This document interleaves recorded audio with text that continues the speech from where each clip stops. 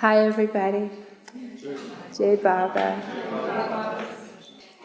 I did pick this topic because it's dear to my heart, and also for 3 Savas running. I gave my talk on psychic phenomena, so I'm finished with that one.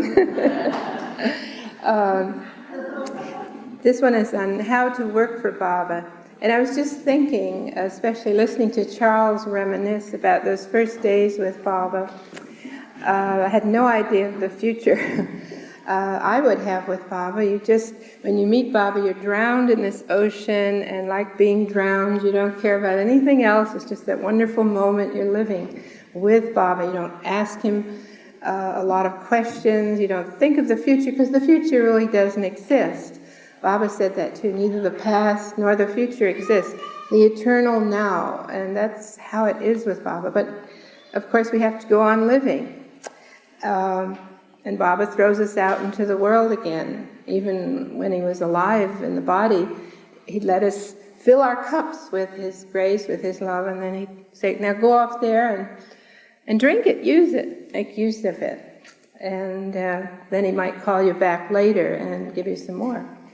And that beautiful moment at 62 Savas, Baba looked out at these 10,000 people, and he said, this was after one of the Kawalis had talked about being thirsty, singing, thirsty for God's love, and give me a drop of your love. And Baba looked at us all and he said, all your hearts are dry of love for God. But when I break my silence, I will fill the cup of your heart to the full, and you may drink to your heart's content. And that promise is coming true. That promise for all of us. Baba does fill that cup of the heart. And I was thinking about what working for Baba means. Naturally, we sort of think of it as an external thing, but it really begins in the heart. In Baba's famous talk of what Baba means by real work, he said, I don't need you to do my work. I don't need centers, I don't need groups and leaders and so on. I do my work, but I give you the chance to work for me. And that's really the whole thing in a nutshell. He really doesn't need us, but we need him. We need to do work for Baba because it's part of his work on us. And that is the touchstone of it all. And when you think about that, you get your perspective about Baba work kind of cleared up. Why are you doing it? You're doing it as a privilege, a happiness, and a chance to let Baba work on you. As you all know, Baba said one time to this newspaper reporter in London who asked, what is your real work, sir? And Baba said, my work is the elimination of the ego.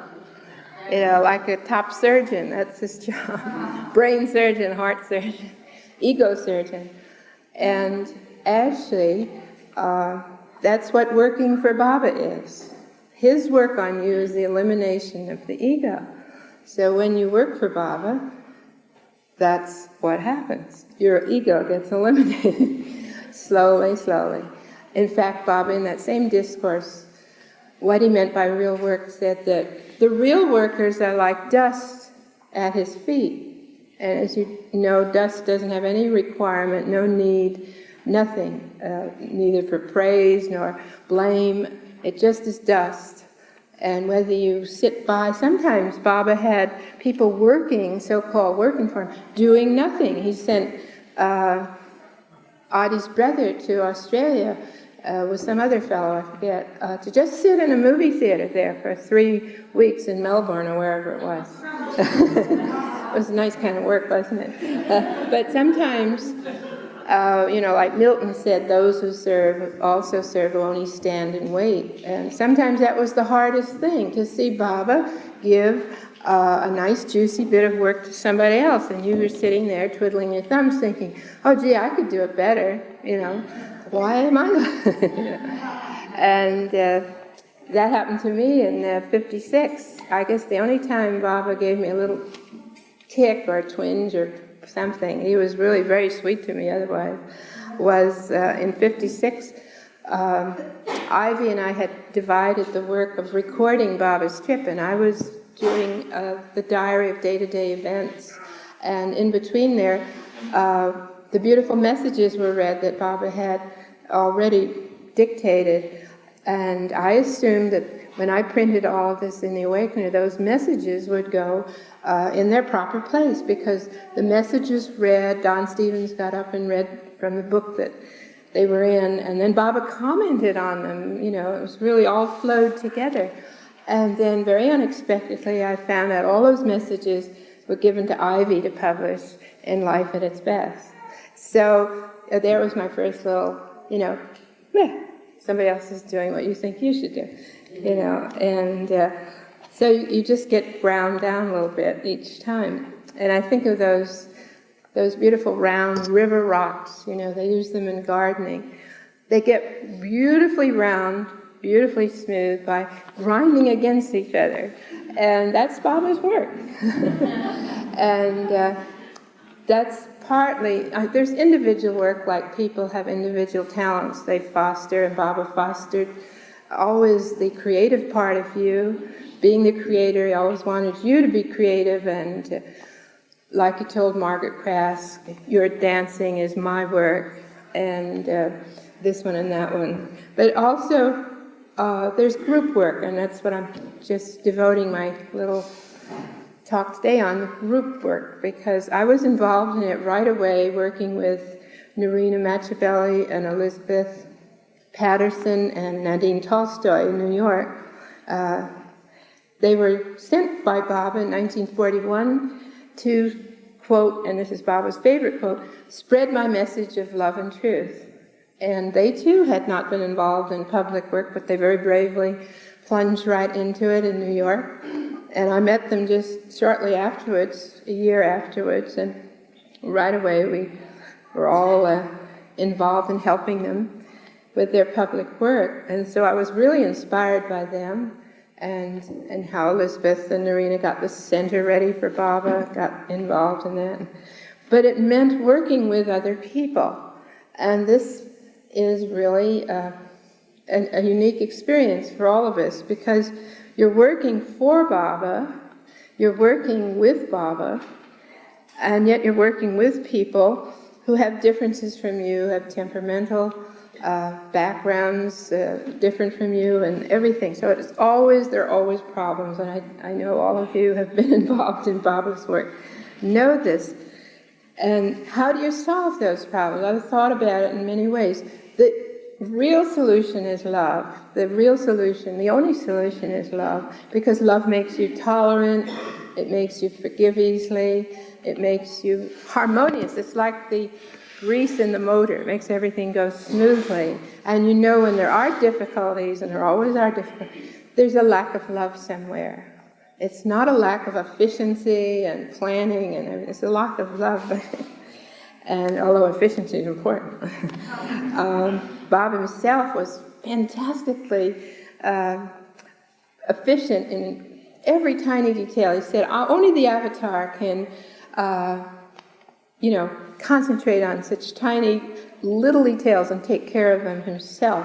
And that was the biggest example Baba was to us in that way.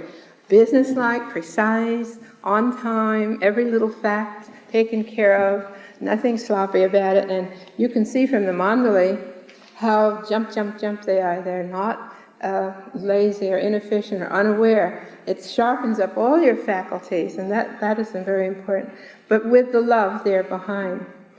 So I thought very much about, which I think will be, as Dick says, an increasing problem for all of us as the Baba work continues, is how we share this work. And naturally, there has to be some kind of structure to it, some kind of form.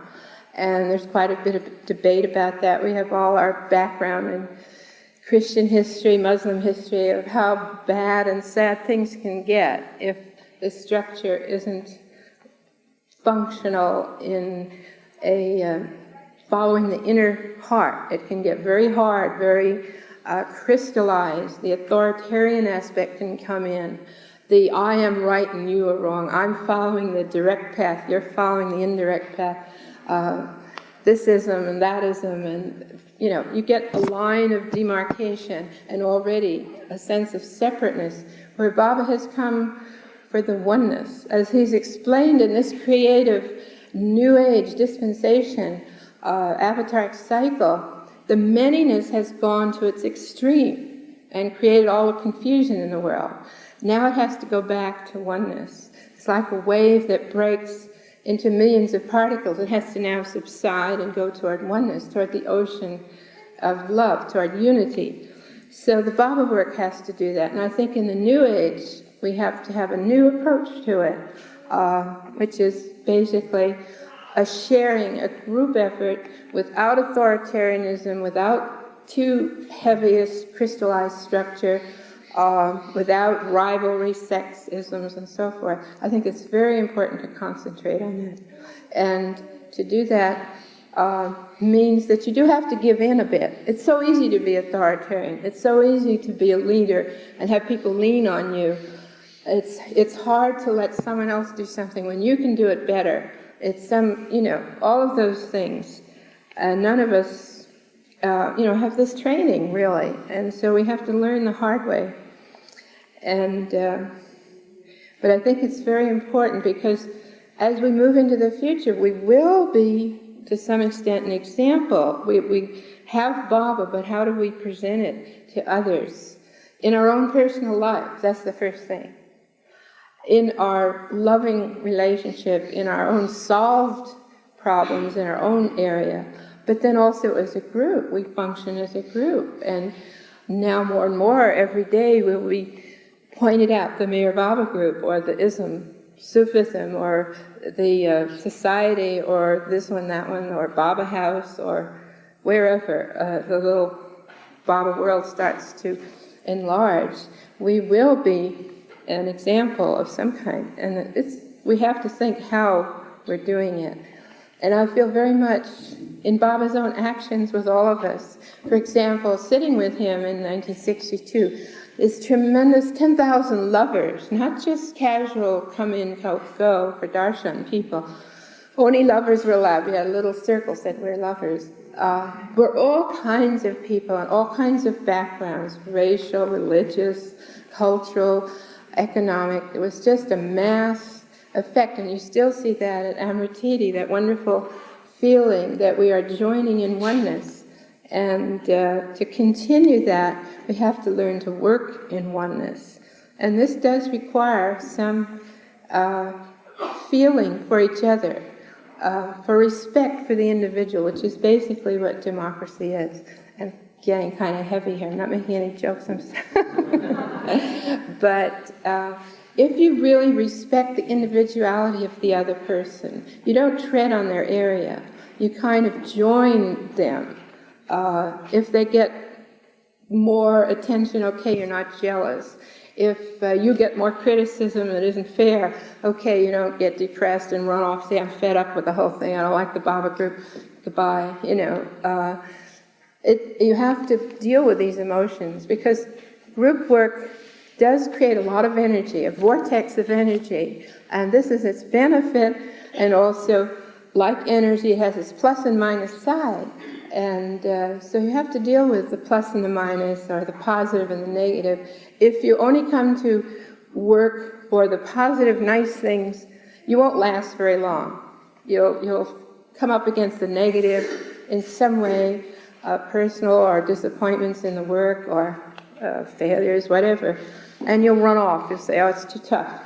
And that makes the difference between those who really last and those who just vanish in the woodwork. And I'll tell you, being with Baba, you saw how he appreciated his workers. And some of those scenes in the movie, you see Baba with a group he always called his workers. There was the mass, yes, but then at every darshan we had with him, we had separate small meetings of the Baba workers, and that was a great privilege. First of all, I had more time with Baba, and that's also one reason I joined every group I could go. I got in to see Baba's a Monday night group from New York, and the Los Angeles group, and part of the Sufi group, and the Awakener. And in other words, wanted to be with Baba as much as possible, and being a worker was sort of an include to get in with Baba. And also the basic feeling I have why work for Baba. You know that Baba's working on your ego this way through other people, just like he did in his ashram at Nasik, or with his mandali at Manzili Meme, in the Prem ashram with the youngsters. It always was group work. It's not that Baba doesn't deal with the individual and your inner life with him, but he would plunge you into association with other people.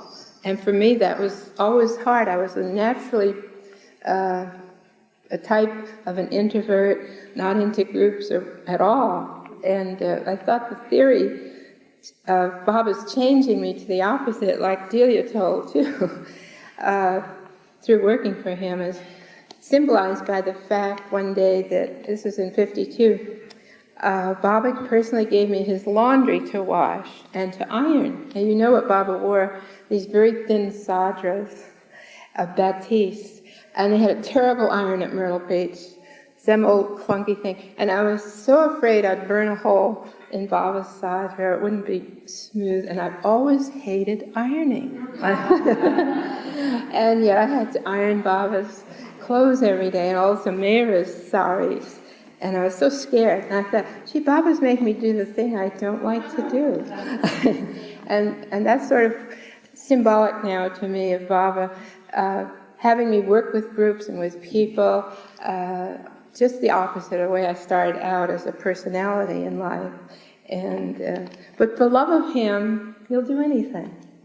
Just like Charles said, you're so happy to give something to Baba. Not only to take, but to give. And that's the essence of work. If say you come to a meeting, wonderful, you take home something, and that's beautiful, but also give. And I think that when you get to the point where the giving is more important than the taking, then you're a real Baba worker. And you could see how happy Baba was with your doing things for him. It's just like if Baba were here and he asked you to do something, however small, you just love to do it. So you must think always Baba is there. And so you are doing things for Baba, even the things you don't like to do or don't know how to do. And again, accepting other people, a cooperation with other people. I find it really inspiring to work as a group, with a group. This Savas has been a real group effort. We could never do it alone. And I think that's very symbolic for the future. To go back to mystical Christianity, you're a cell in the body of Christ. You're not the brain, you're not the one that runs the show. You're just a cell in that body. But by joining in, you all stay alive. You all share the life of the body. In your communion, you find the oneness in the manyness, the unity in the diversity. And that is the secret of continuing life in doing Baba work. And I think it's very important in the future to stay together as a group, and I don't mean labeled groups, but as a community of Baba lovers, wherever we are. Geography doesn't matter, that you're all here today proves that. But in our group effort to love Baba, to share whatever we can do inwardly on ourselves and towards the world, to give the gift of just simple things, like Baba said, it's grace for anyone even to hear my name in this time. So the least you can do is share Baba's name with people out there. However, little technical means of this, that, and the other don't matter, but you can share even with somebody you sit next to on a bus or an airplane, or, that's Baba's work. It doesn't have to be big. It can be small. It's like Baba said in the discourse, the infinity of the truth. The smallest is as much as the greatest. A smile given at the right time is just as much Baba work as you giving $50,000 to the X something project. And that's the hardest thing to remember, that those small things that come from the heart are the essence of Baba's work. Just like Charles and Delia and others have said, those small things that Baba did, those touches of love, are the things you remember more than big things. In Baba's way of showing that to be really godlike is to be human, to be really human. Baba said once, what is it to be divine? He said it's to be truly human. So our work always has to be truly human, and we must never lose that humanizing heart quality, otherwise everything's a failure. You know, we could have millions of dollars of movies and publicity and centers and God knows what, and it would just be dry and meaningless. And so I just feel that I'd share with you that I hope we all continue together in Baba's work, and as dust, and maybe Baba will pick that dust up, put it on his feet, and walk with us, with our dust, to the goal, as he's promised that he would. Jai Baba. Jai Baba.